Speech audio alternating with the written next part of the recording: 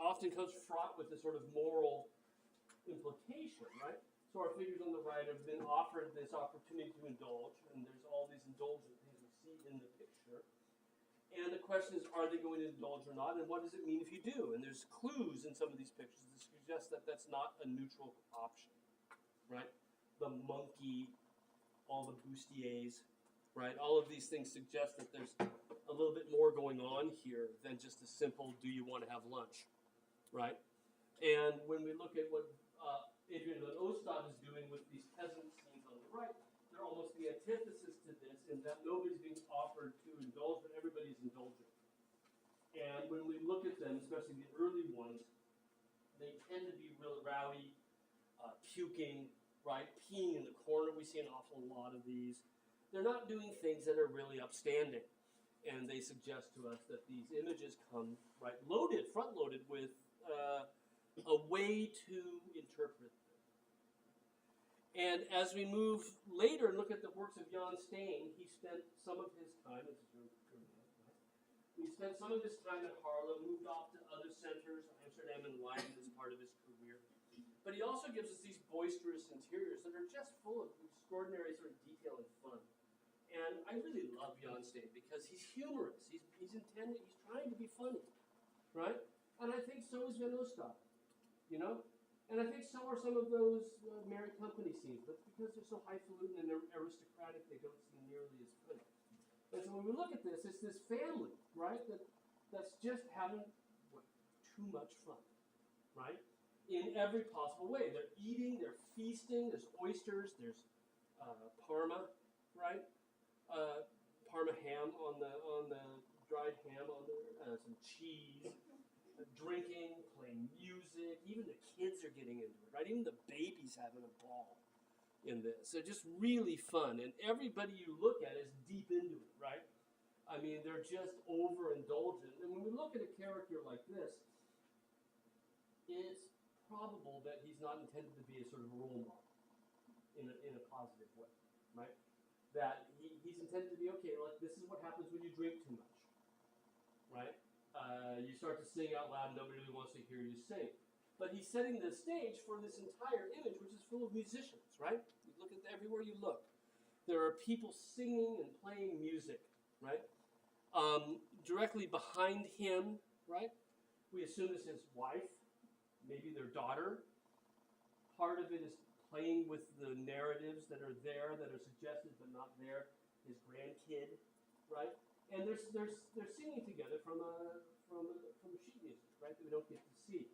And they're harmonizing, maybe not, right, at this point in the evening. They're probably not harmonizing, right? But they're definitely singing, and that becomes part of the theme that Jan Steen is playing with. And there's a paper that's hanging above the fireplace in the back right corner. And it says in Dutch, so de oude zongen, so peper de jongen. As the old sing, so pipe the young. So the theme of this is an old Dutch proverb that basically says that the children behave following the example of their parents. Right? That's what that means. Right? The apple doesn't fall too far from the tree, is what we used to say when I was a kid. Right? You behave like your parents taught you to behave, whether they're actively teaching you or not. Right? So as the old sing, so pipe the young. And that is the theme that's running through. So we have the elders singing on the left, and as we look through, we have kids, right, the youngers piping along, right? And as we look throughout it, it's all about sort of older people teaching younger people behavior, right? And more likely teaching younger people misbehavior, right? So little things like the baby next to this youth with the pipe, that he's piping after dad and the baby's following him, right? And it just becomes this wonderful sort of interchange of how things trickle down, right? So the kid in the red hat's following drunken dad, or granddad, and the little baby's following his older brother or cousin or whatever, right? And everywhere we look within it, Steen doesn't stop there. He plays with the metaphor of pipe, right? Because piping means two things, right? It means music playing, but also means smoking, right? And we can see quite a few people smoking as well.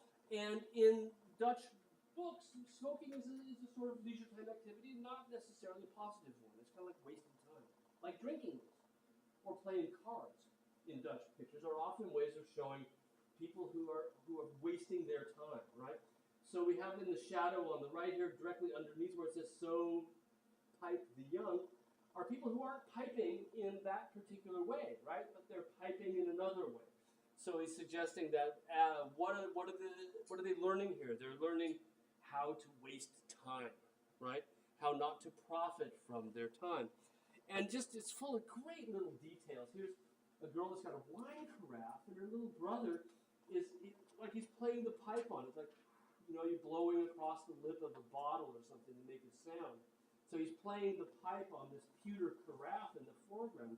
And everywhere throughout is this engagement of one generation with, I wouldn't say generation with generation, but elders with youngers, and passing on really rotten behavior, right? Not really rotten, but humorously bad, right? Amidst it all, playing the bagpipes is a portrait of Jan Steen himself. Right? That's a self-portrait directly behind the wine glass. And this is one of the fun things, fascinating things about Jan Steen, is that he appears in his pictures a lot. And so while he's giving you this moral message about not wasting time, about not learning bad habits from your parents, he's not above it all. Right? He's saying that this is all of us. He's not a preacher in a pulpit. He's the guy saying, look what I just did. Right? Look how dumb I am. Don't be dumb like that. Right? And that helps us to laugh at it. And he plays this role within his pictures, right? That's kind of theatrical in a way. He's playing a role. Right? And if we look at theater from the 17th century, one of the things that we find, and this goes back all the way to the Renaissance, is that a common theatrical practice is to have the fool, I think it's Shakespeare, right? The fool who comments on what the supposedly wise people are doing. And the fool who, even though he wears the jester's outfit, right, is smarter than anybody else there, sees things more clearly than everybody else, and has the opportunity, because he's the jester, because he's the fool, he can talk truth to power as well. Right? He's the one who can tell the king anything. And that's the kind of role that Jan Steen is playing, is as the fool who narrates. Right? You ever heard of Erasmus, the German Reformation era author, right? He wrote one of his most famous works that was still well known in Jan Steen's days is The Praise of Folly. Right? And in it, folly herself, foolishness, narrates the entire thing. Right? She speaks about human behavior. And Jan Steen is picking up very much that exact same role, right? He is the fool. He is folly, right? He is the one who's helping teach. He's learned and he's passing it on, right? So he's not above his own message. How do we know it's him? There he is, right? Self-portrait in the Rijksmuseum. This is a very formal self-portrait, so he's to look cleaner than he normally does, right? It's cleaned up, it's polished. He's trying to be as handsome as he possibly can. And it's not uncommon for artists in self-portraits to make themselves not as an artist, right, but to depict themselves as a gentleman, as a way of sort of trying to elevate their status in Dutch society, right, away from just being a craftsman or something, right? So he's in his finest outfit. He's not in his painting duds, right, and looking rather clean and nowhere near as sort of ruddy and bulbous and chubby as he appears in our Merry Family picture on the left. This one is in Madrid, and there he is playing the lute, right? But there's his same face, and now you get to recognize this guy. And here he is playing the fool, right? The drunken musician who is the same role he plays in a lot of his different pictures, right? So he appears often in his images. He also takes often the very same theme and treats it in multiple images. Right? So the exact same saying of "as the old sing, so pipe the young." We'll see three of them. Right? The Merry Family is one. In the Moritz House, this is the other. The Moritz House is a third one as well. Right? So this is exactly the same theme we saw before. so the young people will follow along, right? We'll pipe in. And where he's here. Can you find him? Yeah? See him over there with the black hat, right? The white collar, holding the pipe for the little kid, right?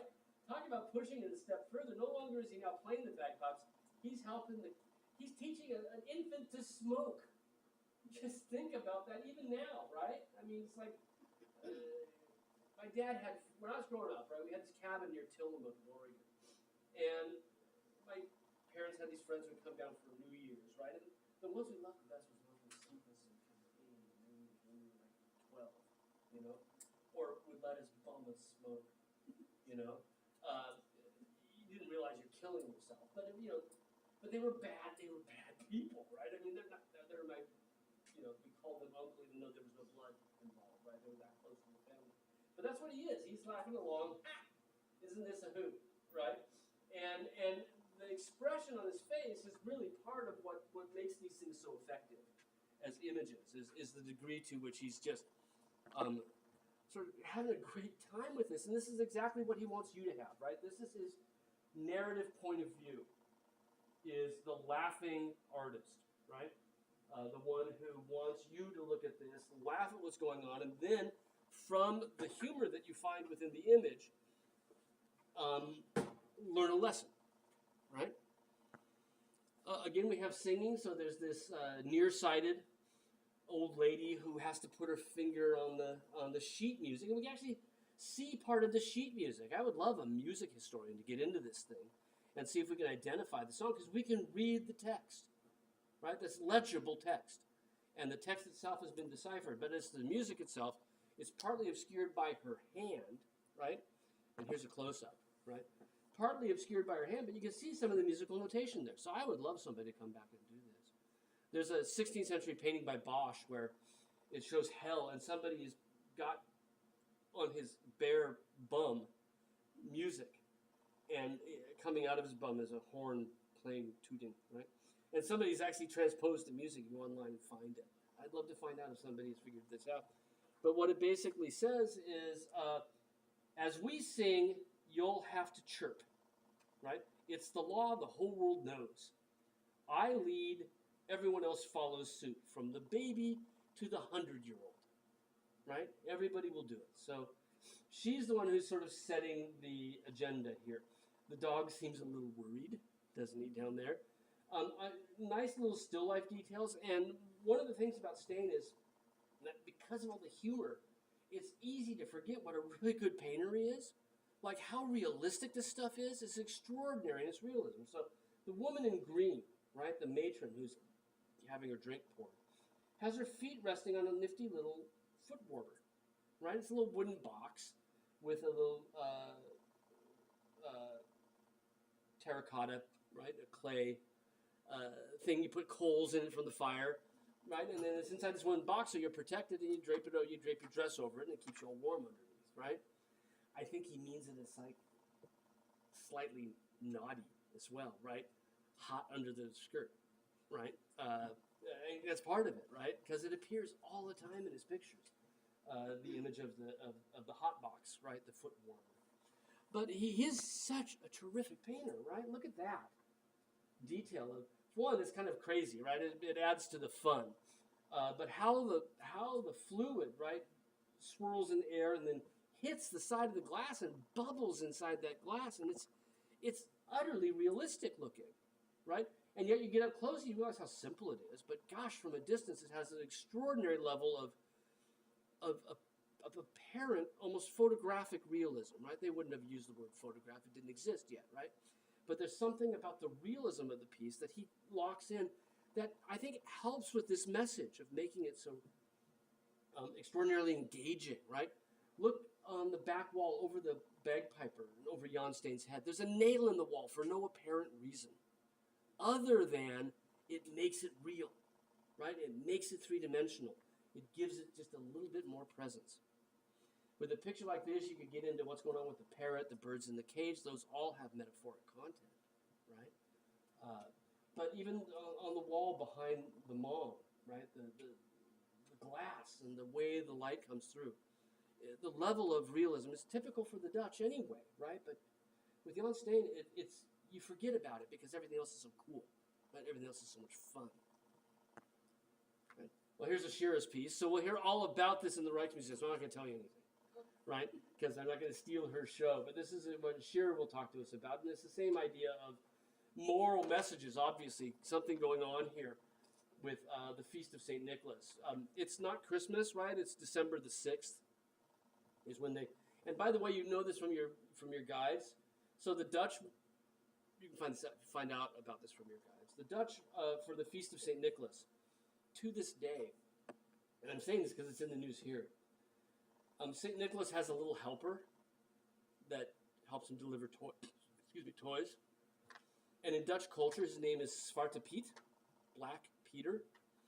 And it's a little kid in blackface in this jester's outfit that runs around the streets. And when they have parades on the Feast of St. Nicholas in December, you'll see hundreds of people in blackface, right? Wearing these costumes as Zwarte Piet, right? And you can probably find something in your guidebook about Zwarte Piet. It's one of the things where some, and they're being also very like, I don't see what's wrong with this, right? Which is crazy in itself, but nonetheless, it sort of arose in the 17th century because of the international reach of Dutch shipping, right? Brought them into contact with non-white cultures, and they sort of adopted this helper of Santa Claus, right? St. Nicholas is Santa Claus. And yes, he came down the chimney, right? And yes, he brought gifts, right? And there's some questions about what's actually going on here, but we definitely have a feast, right? And some kids are happy with their toys, and some of them are not so much. So Ashir will tell us all about it when we get there. Another theme that he did repeatedly is a doctor visiting a sick girl. And they take on various titles depending on the collection, because Jan Steen, right, doesn't really title these in the same way that we do these days, right? So sometimes they're called the doctor's visit, sometimes they're called a sick girl. And the doctor in these is dressed in anachronistic costume. The costume is old-fashioned. And whenever we see characters in old-fashioned costumes, it's usually always a great sign that he's meant to be a focus of mockery, right? Old fuddy-duddy, right? He's not up to date on things. And so he's been called to a house to find out what's wrong with the lady of the house. She's fallen ill, and she doesn't know what's wrong with her, and he's going to try and diagnose it, but he hasn't figured out either, right? And there are little subtle clues in these to what's wrong with her. She's pregnant, right? And so she's getting morning sickness, and but he can't diagnose it because he's still looking for, do you have the flu, right? Do you running a fever? But she's pregnant. And how do we know that? Little subtle details. There's Cupid in the statue on the fireplace. And the painting on the fireplace, sometimes they'll take on different forms, but this particular one is horses rearing up, right? Inflamed passions. As a theme for that, and that helps us then to understand what's going on in the rest of the image, right? A woman stoking a fire in the fireplace behind, again, goes to that idea of the foot warmer. There's another foot warmer there that she's not using, right? The hot under the skirt idea is still there. You almost get the sense that the dog fest figured it out, right? The cute little puppy has got it all sussed out. But he does this over and over again, with the idea that each time, right, he can sort of elaborate on the theme slightly differently. So here she's in bed. The woman of the house is offering him a little drink, or maybe he's going to pass it on to her. We're not 100% sure. Figures in the background from mythology trying to hold horses at bay. Again, the passions raging, right? On the right, just another take on the same idea. Again, with all of them, there's our foot warmer issue, right? There's the little clay pot with the coals in it. We just don't have the box for it here on the left. And in this one, okay, hang on. In this one, guess who's there, right? So there's the doctor trying to figure out what's wrong with her. This one's the most obvious of the entire group. This is up in Philadelphia, right? Philadelphia Museum. So there's the doctor, got his gloves off, taking her pulse. You can see how redundant sort of this theme is. And I'm sorry about the color down there. It's not my slide, it's the projector. The Wi-Fi. There we go. So there's our foot warmer again. taking her pulse. She's right, not feeling well because she's pregnant, and there's Jan Steen holding up a fish, right? Now we saw. Did we talk about Peckle Herring? We did, didn't we? Right, the character from comic drama. When Peckle Herring sells fish in the dramas, he'll sell you a fish, and with it you'll get a joke. A joke and a fish for a nickel, right? And so there's Jan Steen as the comic actor giving us a joke, right?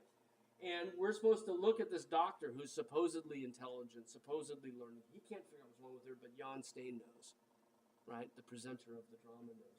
And there are other clues within this that then add to it. We don't have a Cupid anymore or raging horses, but we've got a young gentleman suitor coming through the door, right? Yeah.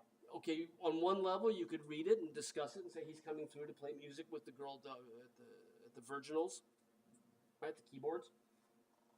On the other hand, maybe he's why she's sick, right? And that sort of conversation around the possible meanings of the piece is part of what makes this so much fun, right? So we'll have a great opportunity. The Moritz House has got 6 or 7 Jan Steens. The Rijksmuseum has 2 or 3, right? And he's really is. They have more than that, but that's what's on view, right? And he's a ton of fun and deceptively good as a painter, which you forget because you end up getting caught up in those ruddy, distorted, humorous faces, right? And forget that what a really first-rate painter he is. I think if you're going to break down Dutch 17th century painting into 5 artists, he might be on the list, right? Just because he's doing something the others don't. And the nice thing about Jan Steen and these early genre scenes is they've got to give us some clues on how to interpret other things, or at least some insight on directions we might head. So sometimes we'll get other scenes of everyday life that we don't really know what's going on, right? Margaret couldn't be here today, but she's working on a Vermeer painting. And who knows what this meaning of that is, but these can kind of give us some insight because there's so much more forthcoming, right? So, Maeve, your picture of the letter writer, right? It's much more sedate than this. Doesn't really have the same amount of humor, but when we start to look at elements in there, we should look back here and say, oh, that's what that might mean, because that's what it means over here. But if you remove all the other trappings, does it still mean the same thing? And this is a question we have to keep asking ourselves, right? That's what we did when we looked at those Merry Company scenes. Like when you get rid of the rest of the trappings, what happens to the meaning? Does it stay? Does it linger on? Right? From there, we'll move to look at still life paintings. This is one of the major kinds of painting that we find in 17th century Holland. They only had just begun painting still lifes in the 16th century as an independent kind of painting. Right?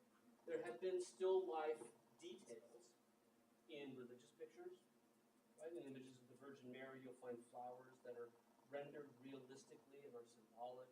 You'll find things on tables that help to add to the religious meaning of it. And by the middle end of the 16th century, you start to get some independent still lifes. They tend to be, at the very start, kitchen scenes, women making meals, where you get still life details, or there'll be images of a meat stall, right? But they're almost always come with some sort of allegory, right? Some sort of moral overtone. And then around the 1590s, we start to get these table pieces.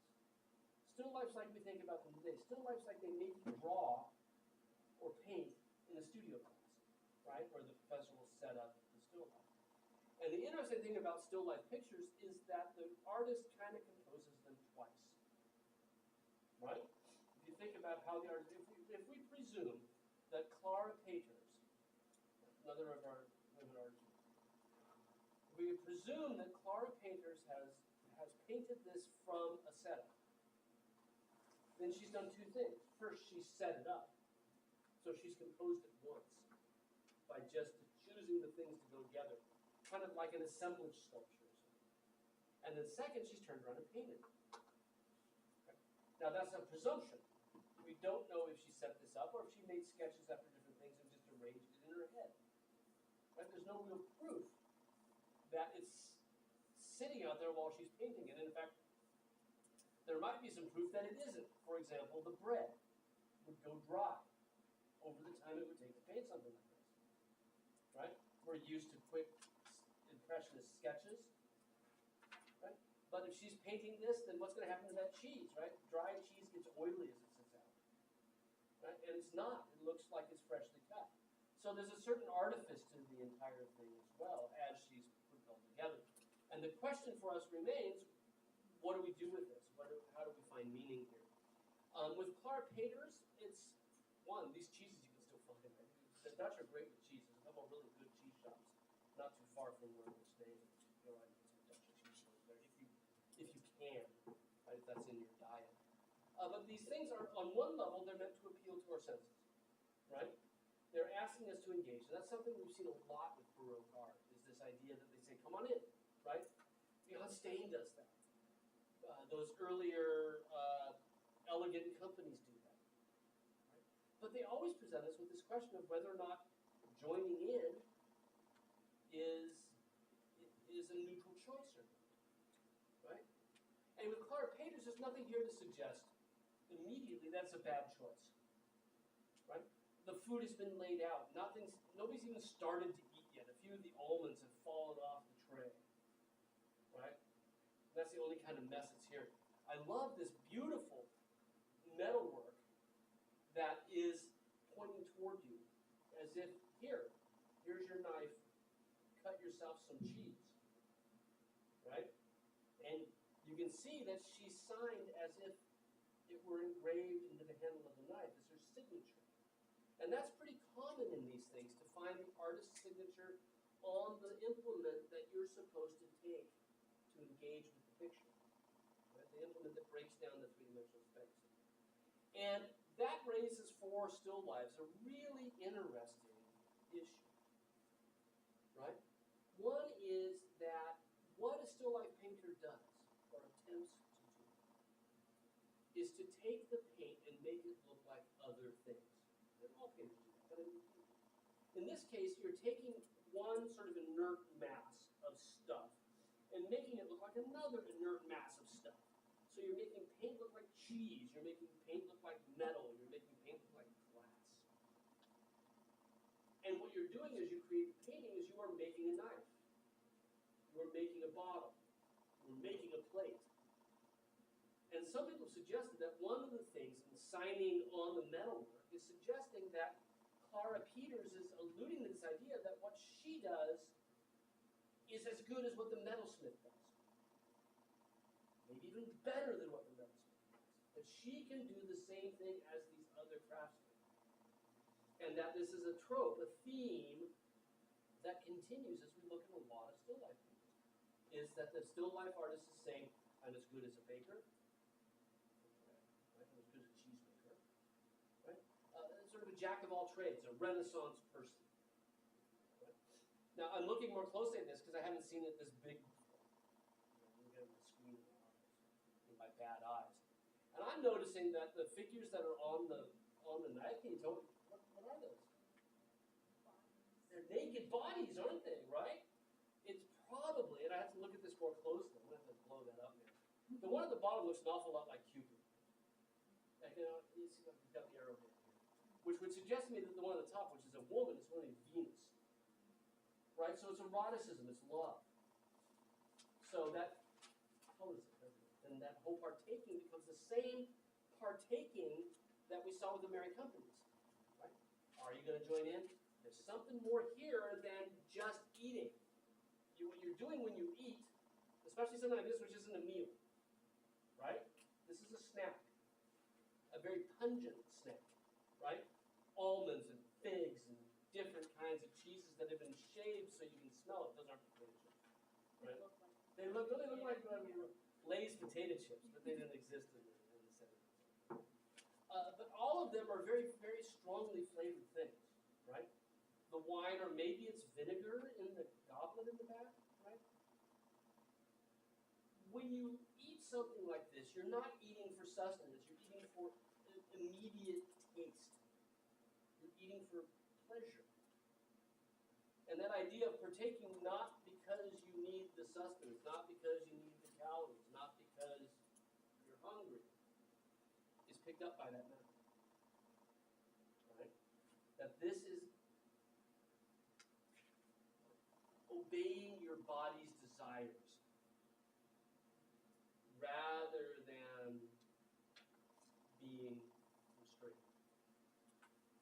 practicing some sense of language. Right? But it's really subtle. Right? And it's the sort of thing where it says, you're like the character, you still have the option to not overdo it. Right? Now, if you leave this plate and you've eaten a half a wheel of cheese, then there's a moral problem here, right? There's a quandary. That's just gluttony. It's one of the 7 deadly sins, right? But with this, there's still that sort of open-ended idea that this is a meal that or a snack that you can partake in moderation, and maybe the Venus and Cupid are simply warnings. What do you think about that nick in the table? Right? It's almost like Jan Stein's nail, right? It's a hyper-realistic element that puts things into space. But maybe it also suggests imperfection, right? Or how time affects things in a negative way, how things over time degrade, right? Possibility, but it's obviously a choice, and it's really obviously placed in the picture, right? So Claude Peters is one of the earliest of our independent still life painters. But we're going to find is that a lot of artists specialized in only still life, right? So Peter Kloss does a number of these. We have one almost exactly like this in the Rijksmuseum that we'll look at, that give us a really fancy spread again. This is an extraordinary spread. Oh, there it is. Again, small. They have a Nautilus cup in the Rijksmuseum, and I have a picture of it, and I forgot to bring it in because I thought it was a painting I had left out of the slideshow. And it just because on my little screen it blended in with the turkey pie. So what we have here is this extraordinary meal, right? And they've already begun to eat. So we have a mincemeat pie in the middle, right? This is a holiday pie. It's really rich. It's full of figs and nutmeg and really intense flavors. It's the sort of thing you don't like chow down on, right? You have a little wedge of it because it's just so bright and strong, right? In addition to that, we have lemons. These are import objects. They're expensive. We have oysters. I love oysters, right? I'm a big oyster fan. I'm a small oyster fan, not like the big ones. I'm a big fan of small oysters. Last time I took some students abroad, I made them eat oysters.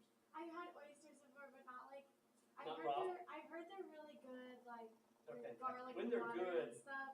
No, But all by themselves. I've only had like raw oysters, and the texture. Oh man. I can't do the texture. Well, don't go out and eat with me. I'm going to get some oysters because they're probably a lot better there than they are here. Chesapeake Bay oysters, they just don't hold up for me. Okay, so anyway, oysters, right? Really strong flavors, and again with the citrus fruit around it, salt and pepper. The way they served pepper in the day was rolled up in newspaper, so there's a little pepper shaker off to the right on this silver plate. Some of the lids of the oysters, fruits, right? Extraordinary Nautilus cup, and the main dish, which they haven't even gotten to yet, which is this huge turkey pie, right? Or grouse, or whatever that is, right?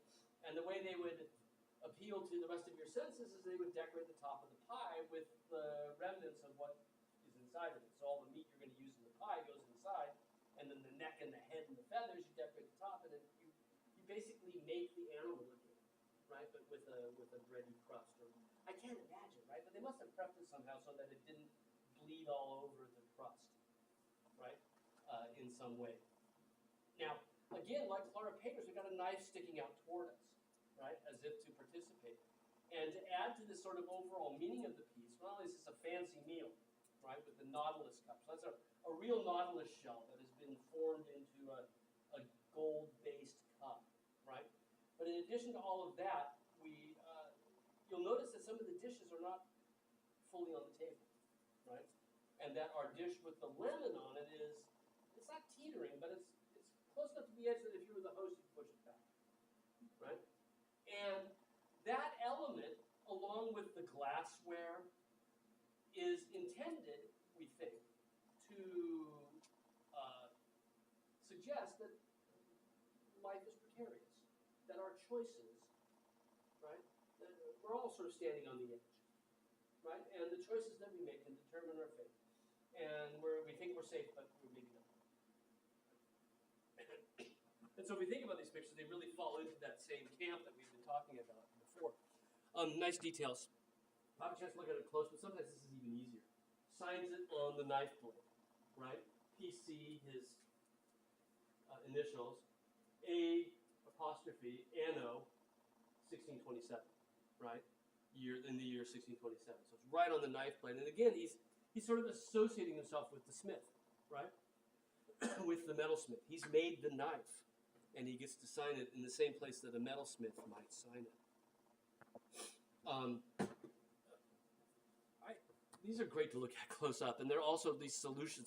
Having tried to be an artist in my life at one point, how do you paint an oyster with the brine, right, and get the sense of it? This works. This works really, really well. And I always tell the studio art people out there, if you ever want to learn how to do something, just go spend some time looking closely. All your answers are in the museum somewhere, right, on how to draw something properly, how to paint something properly. And these do become tour de forces of painting, of recreating this world, right? So that the artist not only becomes a craftsman that rivals the other craftsmen, it's almost like they become a creator that rivals God. You know, they're creating a world, the same world that we see around us, as good as or better than, because you don't have to touch it, right? You don't have to watch it jiggle on the shell. And make you sick on this, right? Or in this case with the flower in the mouth of that bird, it's extraordinarily textured, right? And there's a sense that that's as real as the bird itself, which is just extraordinary. I guess I did have this. I just forgot where it was in my slideshow. I got the nice close-up of the nautilus shell. With the nautilus shell ties into that, right? Here's an artist that's taking nature and making it into something else. And what Peter Klaas is the painter who takes what that guy does and makes it into something that rivals that craft. Right? Rivals the craft of the goldsmith. He can make it too. Right?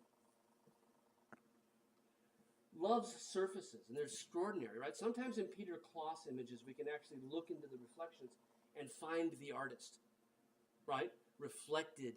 And that's true with Clara Peters as well. We can find images where we look at the polished surfaces, and there they are, complete with an easel, right? Painting.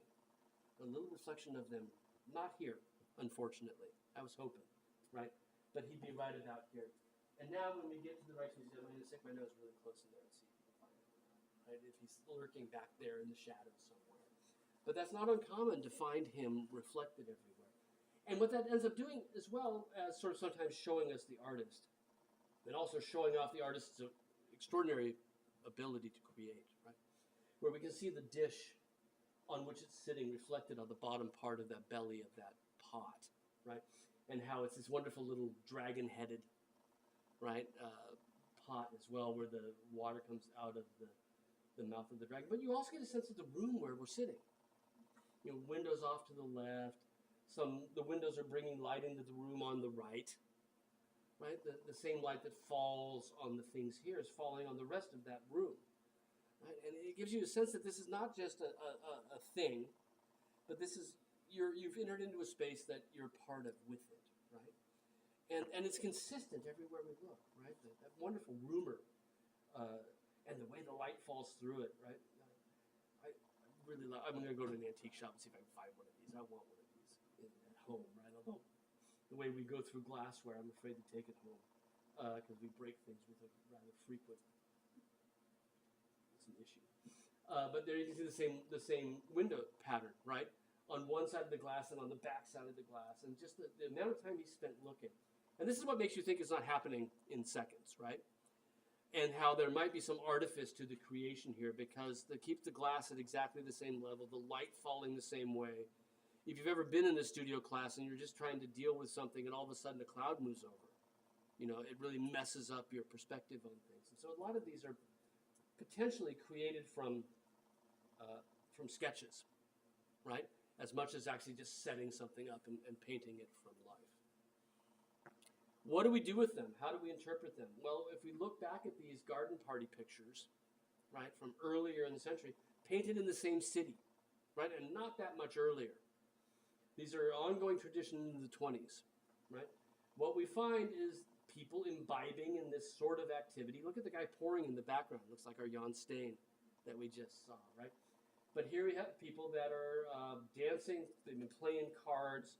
right? The guy's put down his sword, the dog back here looking a little bit worried. People in the back have sort of fallen off into the shadows and are doing what they're going to do, right?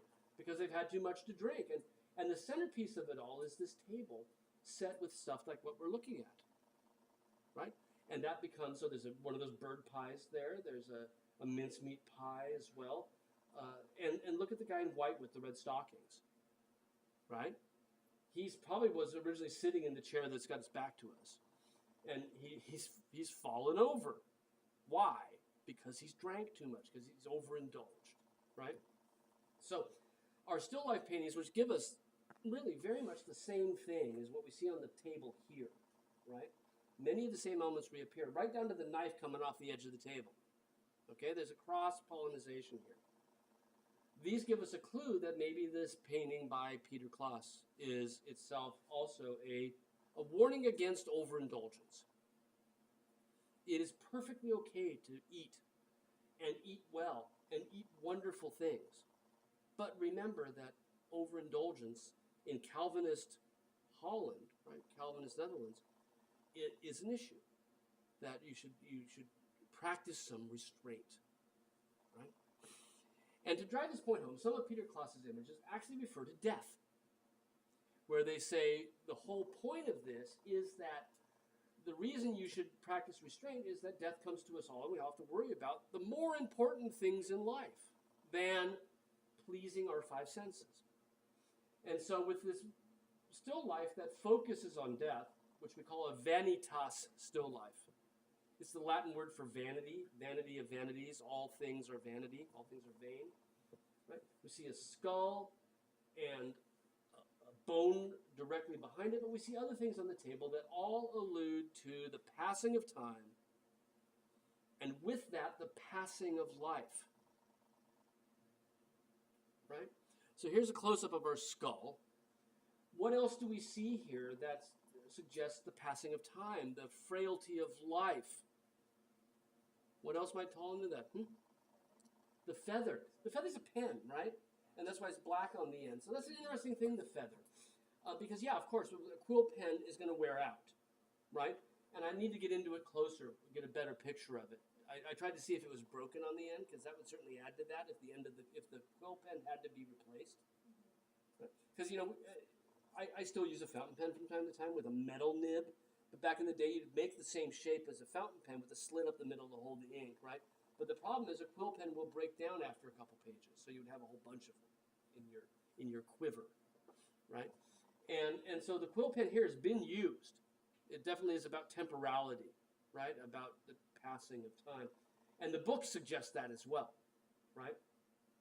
But it also raises a secondary issue. So not only, yes, it's something that wears out, but the skull is resting on all of these books, loose leaf books. They're notebooks. Right? And one of the things I've been reading about still lifes is the degree to which the still life artist, on one level, is addressing how time passes and things die.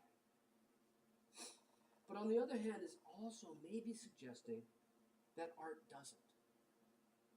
That art lives forever. That art is a way of... What the skull represented? The skull represents death, right? But the writings represent a way to conquer death. You know what I'm saying? So how do you leave a legacy behind? You have kids, or you write something, or you paint something. You create something that will live beyond your lifetime. You leave a legacy. So is Peter Klaas working with that idea? I don't think that's a total possibility, that this work is not only about the terminality of life and the frailty of life and the danger of life, but it's also about how art lives past that. There's an old Latin saying, ars longa, vita brevis. Art lives, life is short. Right? Art lives forever. Matt. Oh, I thought originally like maybe the papers could have represented like books that he could have never written, or it could be that. I mean, these things are open for discussion because, and I think the point is that he's not going to lock a single meaning down, so that in a pre-internet age they become discussion pieces of sorts, right? You look at it, you go like, oh. So could it be unwritten works? Could the paper also be a reference to skin? Because paper in books, back in the day, they had paper, definitely. We talked about that with Rembrandt, right, prints.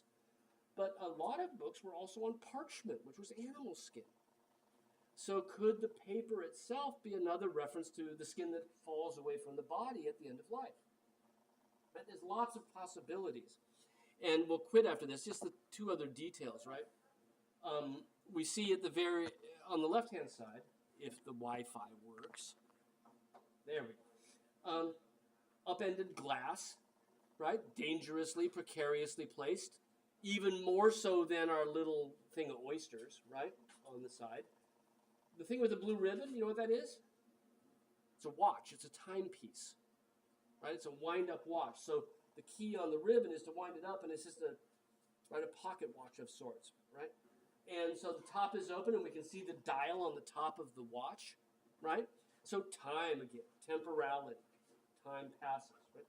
And again, we could also talk about that as Peter Kloss, the artist, rivaling the clockmaker's work, right? And then finally in the back, you have an oil lamp, right? Not unlike a kerosene lamp, okay? Or, you know, a Coleman lantern or something, but it's gone out. And you can see the wisp of smoke coming off of it, right? So there's life gone, just like the skull, right? So it's wrapped up with these images about not only the fact that life passes, and that we have something to think about as we decide what we're going to do. This one has no food, but you know, as we decide what we're going to do with ourselves, one of the things to remember is life passes, and that seems to be an ongoing theme. But at the same time, with that comes two things. One is you can do something that transcends your own lifespan, right? You can do something valuable that transcends. But the other thing is that if you do choose to partake in things that appeal to your senses, do so with moderation, so that at the end of time, when you become a skull, your soul is in the right place, right? You don't have anything to ask forgiveness for, right? Because it's perfectly okay to have some. It's not okay to have it all, right? So that's the theme running through this. We'll look at other ones. I don't have to do online, sorry. But we'll look at other ones online to make up for Friday, right? Will be the rest of the still life stuff. And we'll look at some still life, some flower paintings. We'll look at some animal painters, Jesse, as well, are part of this. And the PowerPoint is already up on Canvas. And so I'll record something probably tomorrow. No.